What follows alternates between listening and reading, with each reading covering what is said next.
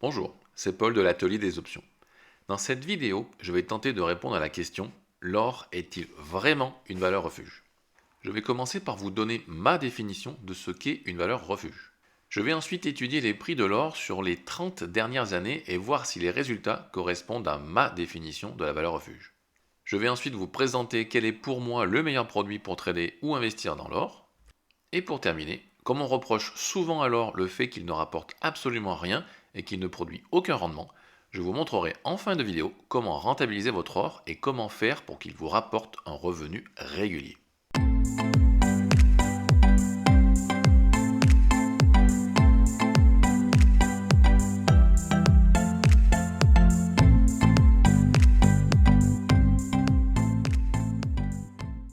Comme je vous le disais en introduction, il faut commencer par définir ce qu'on entend par valeur refuge.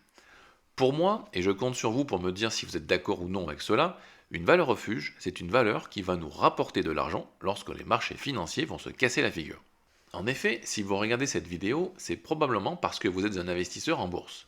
Un investisseur boursier, qu'est-ce qu'il fait? Il achète des actions ou des ETF en espérant que les cours montent pour faire une plus-value et éventuellement toucher des dividendes. Mais par contre, il serre les fesses quand les marchés se cassent la figure. Donc l'idéal serait de trouver un actif qui va monter pendant que tout le reste dégringole. Voilà pour moi la définition parfaite d'un actif refuge. Et justement, depuis que j'investis en bourse, j'entends toujours la même chose: l'or est une valeur refuge. J'ai toujours entendu ceci, mais je n'ai jamais vu personne m'en faire réellement la démonstration. J'ai donc décidé d'en avoir le cœur net et de vérifier par moi-même si cette affirmation était vraie. Alors voici comment j'ai décidé de procéder.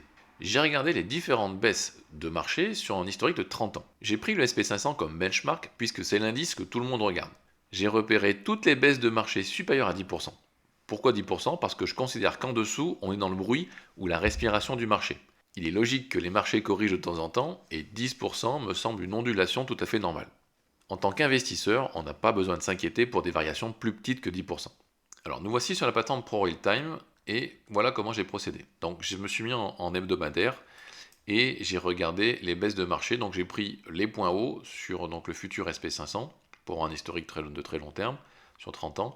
Et donc j'ai pris les points hauts et j'ai regardé les points bas. Donc ça me donnait la période du coup en durée et aussi l'écart qu'il y a entre le point haut et le point bas. Donc vous voyez sur l'année 2025 en avril pour les tarifs de Trump on a perdu 17% sur le SP500. J'ai procédé comme ça sur donc tout un historique de 30 ans. Remarquez que par exemple pour 2022 je n'ai pas pris vous voyez au niveau des vagues, là ça fait des vagues, hein. Là il y a une baisse, il y a une remontée, une rebaisse, une remontée. Je n'ai pas pris toutes les petites, tous les petits soubresauts, j'ai vraiment pris que la période totale de baisse. Donc ce qui m'intéresse, c'est de vraiment voir sur entre un point haut encore une fois et un point bas, quelle est la baisse totale de l'indice, et donc ça fait une durée qui est plus longue forcément que des petites baisses, mais aussi on a forcément du coup une variation qui est plus importante. Donc vous voyez celle-ci par exemple je ne l'ai pas prise parce qu'on était à moins 10%, moins 10-18, j'ai considéré que celle-ci elle faisait partie du bruit, donc celle-ci par exemple je ne l'ai pas prise. Par contre voilà on retrouve le Covid et puis ainsi de suite, vous allez bien entendu retrouver 2008 etc.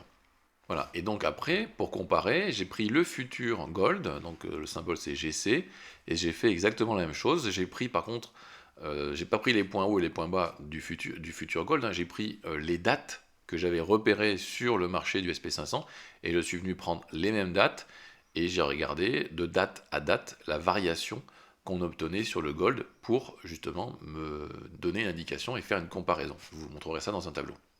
Alors voici sous forme de tableau un récapitulatif des différentes périodes que j'ai pu trouver où le SP500 a baissé de plus de 10%. Alors comme vous pouvez le voir dans ce tableau, il y a des périodes qui sont plus ou moins longues et des périodes où les baisses sont plus ou moins sévères. Sur 30 ans, on arrive à 10 périodes de baisse supérieures à 10% avec une moyenne de 26% de baisse. Alors en face de chaque période, je rajoute maintenant les variations du futur gold. Et vous pouvez constater qu'il y a eu 3 fois où le gold a baissé également pendant la période concernée. Mais d'une manière générale, on obtient quand même une moyenne positive de plus 7%. Alors j'ai ajouté une colonne que j'ai appelée positif. Vous voyez sur la première ligne, l'or a fini avec une baisse de 1,7% sur la période concernée. J'ai donc mis un 0 dans la colonne positif, puisqu'on est en dessous donc de 0, on est sur un chiffre négatif, donc c'est un chiffre qui est négatif en fait, c'est pour ça que j'ai mis 0 dans positif. Et dans la colonne suivante, là on finit à plus 13%, donc j'ai mis un 1 dans la colonne puisqu'on est sur un chiffre positif. Et ainsi de suite. Et donc j'ai ajouté à la fin le nombre de positifs, et j'arrive à 7, donc on a fini 7 fois au-dessus de 0 sur la période concernée. Ça veut donc dire qu'on obtient une hausse dans 70% des cas par rapport aux baisses de marché. Et voici maintenant une autre colonne que j'ai appelée cette fois-ci meilleure, et on a un 1 dans la colonne à chaque fois que l'or bat le marché.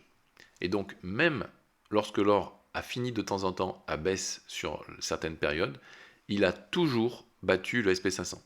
C'est-à-dire que pendant ces périodes de baisse, si vous possédiez de l'or à la place du SP500, vous auriez toujours battu le marché et obtenu une meilleure performance que les indices. Alors je ne sais pas vous, mais moi quand je vois ce résultat, je trouve que c'est sans appel. L'or bat le marché lorsque celui-ci baisse significativement de plus de 10%, ce qui fait bien de l'or une véritable valeur refuge. Maintenant que l'on sait que l'or est une valeur refuge, comment va-t-on investir dans l'or? Alors je ne parlerai ici que des actifs dits papier, c'est-à-dire des actifs financiers.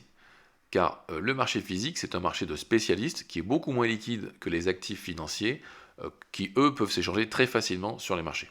Alors la gamme d'actifs la plus pratique pour trader l'or, ce sont les trackers qu'on appelle également les ETF. Sur le marché américain, vous pouvez utiliser l'ETF GLD qui est l'ETF sur l'or le plus tradé au monde. Mais il existe aussi l'ETF IAU qui est plus petit que GLD et qui vous demandera donc moins de capital.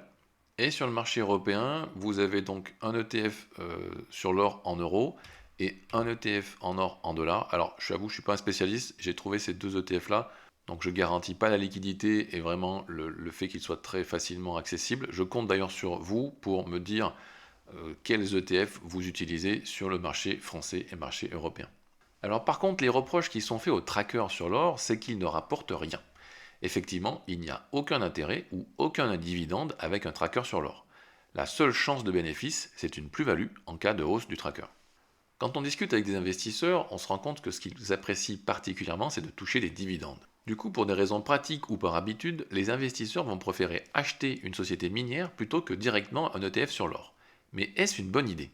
Alors c'est ce que je vais étudier maintenant en prenant comme exemple la société la plus connue au niveau de l'extraction aurifère. Il s'agit de la société Newmont Corporation dont le symbole est NEM.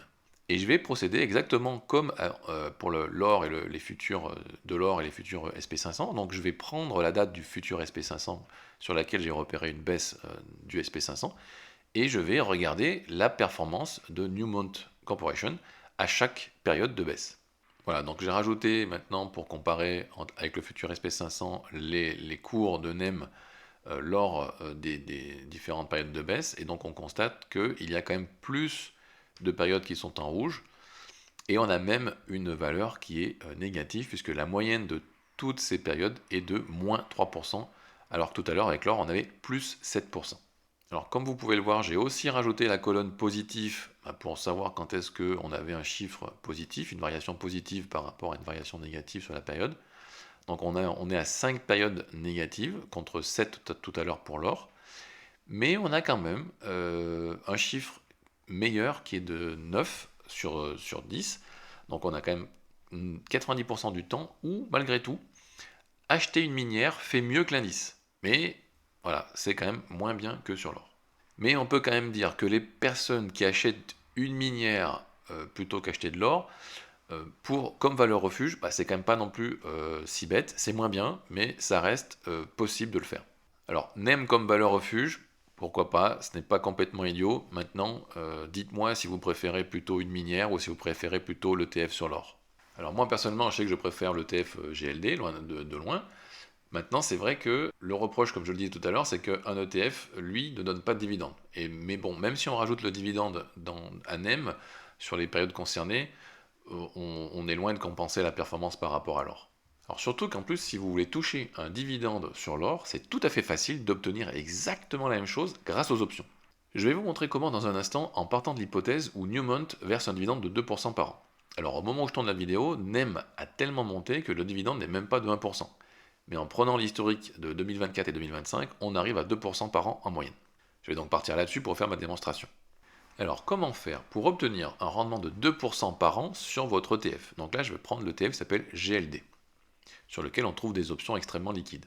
Donc NEM distribue un dividende tous les trimestres. Donc un trimestre, c'est environ 90 jours. Donc je vais chercher une expiration qui se rapproche le plus de 90 jours. J'ai celle du mois de mai à 93 jours, donc je sélectionne l'expiration du mois de mai pour mes options.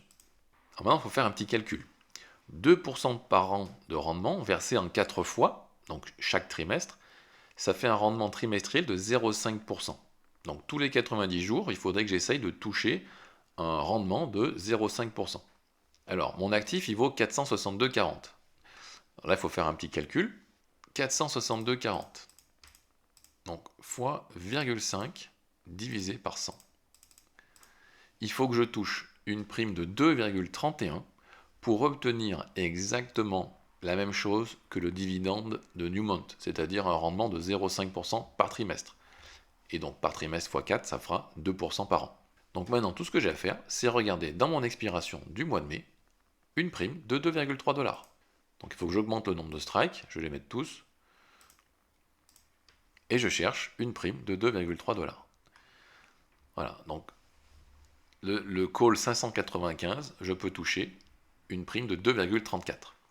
Donc je clique dessus et je vous montre ce que ça donne sur l'analyse.